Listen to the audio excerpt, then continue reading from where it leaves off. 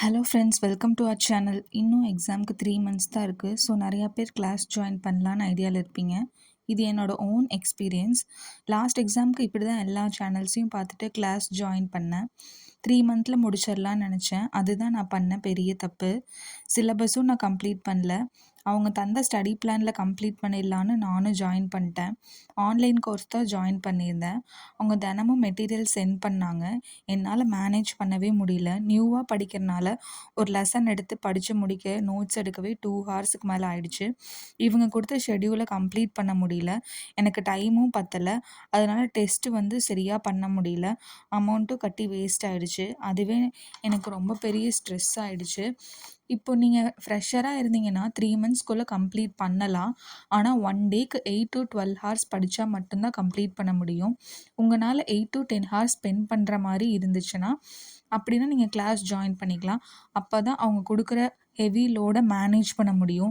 இப்போ நீங்கள் house wife, job போகிறவங்க, இப்போ தான் ஸ்டார்ட் பண்ணுறீங்கன்னா வீட்டில் உங்களுக்குன்னு தனியாக ஒரு ஸ்டடி பிளான் ரெடி பண்ணிக்கோங்க. முடிக்க முடிஞ்ச அளவுக்கு கம்ப்ளீட் பண்ணுங்கள். கிளாஸ் ஜாயின் பண்ணி ரொம்ப ஸ்ட்ரெஸ் ஆகி முடிக்க முடியலன்னா உங்களுக்கு ரொம்ப ஸ்ட்ரெஸ் ஆகும். வீட்டில் இருந்தே கம்ப்ளீட் பண்ணலாம்.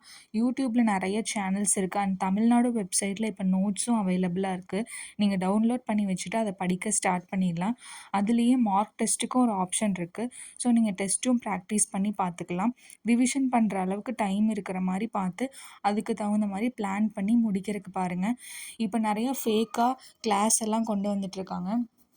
முடிக்கிறோம், நான் கிளாஸ் உங்களுக்கு ஸ்டார்ட் பண்ணி 3 மாதத்தில் முடிச்சிடுவோம், ரிவிஷனும் பண்ணிடுவோம், சிலபஸ் கம்ப்ளீட் பண்ணிடுவோன்னு சொல்லுவாங்க. ஆனால் எதுவுமே ஃபினிஷ் பண்ண மாட்டாங்க. உங்களுக்கு திருப்பி அனுப்பிச்சதையே திரும்பி அந்த நோட்ஸை திருப்பி அனுப்புவாங்க. ஸோ உங்களுக்கு கம்ப்ளீட்டே ஆகாது.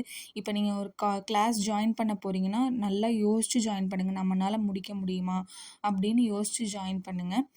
சரி, அப்படியே மேக்ஸ் போட்டு பார்க்கலான்னு சொல்லி ஸ்டார்ட் பண்ணிட்டேன். ஸோ இப்போ தான் மேக்ஸில் சம்ஸ் ஒர்க் அவுட் பண்ணி பார்த்துட்ருக்கேன். இப்போ மேக்ஸ் பொறுத்தவரை நீங்கள் எவ்வளோக்கு எவ்வளோ ஒர்க் அவுட் பண்ணுறீங்களோ அவ்வளோக்கு அவ்வளோ உங்களுக்கு ஈஸியாக இருக்கும். மேக்ஸில் ஃபார்முலாஸ் நல்லா மனசில் இருக்க மாதிரி படிச்சுக்கோங்க. எங்கேயாவது அதை எழுதி ஏதாவது ஒரு இடத்துல கண்ணுக்கு படுற மாதிரி இடத்துல ஒட்டி வச்சுக்கோங்க. அப்போ தான் உங்களுக்கு ஈஸியாக இருக்கும். ஸோ இதுதான் நான் எழுதி வச்சுருக்க நோட்ஸ். நான் ஈச் அண்ட் எவ்ரி கொஷினையும் எழுதி வச்சுருக்கேன். என்னென்ன எக்ஸசைஸோ தனியாக அதுக்கு எக்ஸசைஸ் போட்டு எழுதி வச்சுருக்கேன். எக்ஸாம்பிள் சம்ஸும் எழுதி வச்சுருக்கேன். அப்போ தான் உங்களுக்கு எல்லாமே ஈஸியாக இருக்கும். பார்க்குறக்கும் படிக்கிறக்கும் ஈஸியாக இருக்கும்.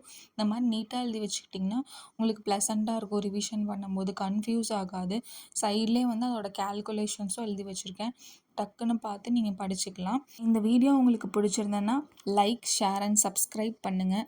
தேங்க்யூ ஃபார் வாட்சிங் Pooja Prashanth vlogs. Stay tuned for more videos. Thank you all.